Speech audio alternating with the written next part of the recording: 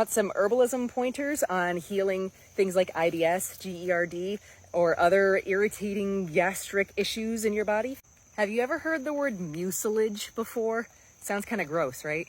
It's an herbalism term. When a plant is mucilaginous, it means it's kind of goopy and moistening. Like if you've ever put marshmallow root into some water and leave it there for a couple of hours and it ends up after a few hours looking kind of like snot, that's mucilaginous.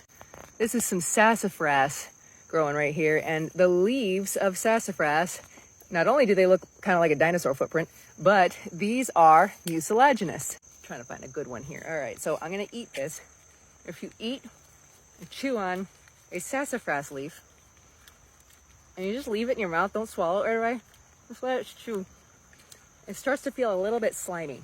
Not super bad, not disgusting, but just a little bit slimy.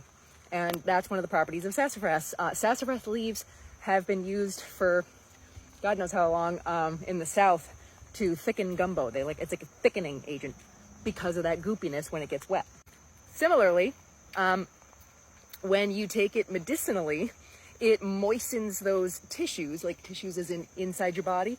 It moistens and soothes anything that's irritated. So like if you have GERD or IBS or leaky gut or any of that, like there's definitely something going on in your GI tract or bowel, a mucilaginous herb is going to help you. And a lot of people, I'm just having a minute because everybody says slippery elm, slippery elm. Slippery elm is a mucilaginous herb, okay? If you can get some.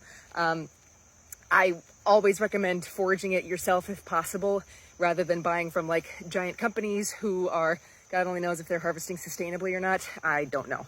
Marshmallow leaf and root and flower is mucilaginous. Sassafras leaves are mucilaginous. Moistening herbs, like mucilaginous, moistenous, that blah, blah, blah. There are actually really few moistening herbs. Licorice root is a moistening herb, but you have to be careful because you can't take that if you've got like blood pressure issues. But licorice root is fantastic if you like that flavor.